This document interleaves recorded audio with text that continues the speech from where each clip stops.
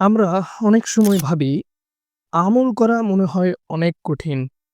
কিন্তু রাসূলুল্লাহ সাল্লাল্লাহু আলাইহি ওয়াসাল্লাম আমাদের এমন কিছু আমল শিখিয়ে দিয়ে গেছেন, যা দেখতে ছোট হলেও তার প্রতিদান আসমান জমিনের চেয়ে অনেক বড়।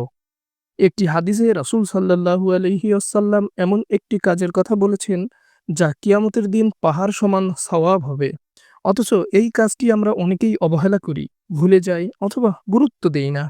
রাসূল সাল্লাল্লাহু আলাইহি ওয়াসাল্লাম বলেন, যে ব্যক্তি বলবে সুবহানাল্লাহি ওয়া বিহামদিহি দিনে ১০০ বার, যে ব্যক্তি এটি পড়বে তার গুনাহসমূহ মাফ করে দেওয়া হবে, যদিও তা সাগরের ফেনার মতো হয়। সহিহ বুখারী। অন্য বর্ণনায় আছে, এটি কিয়ামতের দিন তার জন্য পাহাড় সমান সওয়াব হবে। সুবহানাল্লাহি ওয়া বিহামদিহি অর্থাৎ আমি আল্লাহর পবিত্রতা বর্ণনা করছি এবং আল্লাহর প্রশংসা করছি। এটি এমন একটি জিকর যেখানে বান্দা আল্লাহর গুণাবলী স্বীকার করে, তার পবিত্রতা ঘোষণা করে এবং কৃতজ্ঞতা প্রকাশ করে।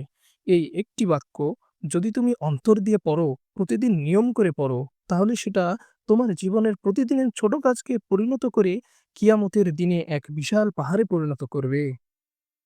আজ আমরা দিনের পর দিন কাটিয়ে দেই ফেসবুক, ইউটিউব, দুনিয়ার নানা কিছুর পেছনে। কিন্তু এই ছোট্ট কাজ দিনে ৫ মিনিট সময় লাগবে। অথচ তোমার আমলনামায় পাহাড় সমান সওয়াব জমা হবে। আর যদি তুমি প্রতিদিন ১০০ বার এই জিকর করো, ১ মাসে ৩,০০০ বার, ১ বছরে ৩৬,০০০ বার, কিয়ামতের দিন সেটা কেমন হবে তুমি কল্পনাও করতে পারবে না। যদি তুমি সত্যিই চাও আল্লাহ তোমার গুনাহ মাফ করে দিন এবং তোমার জন্য কিয়ামতের দিন পাহাড় সমান সওয়াবের ভান্ডার প্রস্তুত করে রাখুন, তাহলে আজ থেকে শুরু করো এই জিকর, সুবহানাল্লাহি ওয়া বিহামদিহি।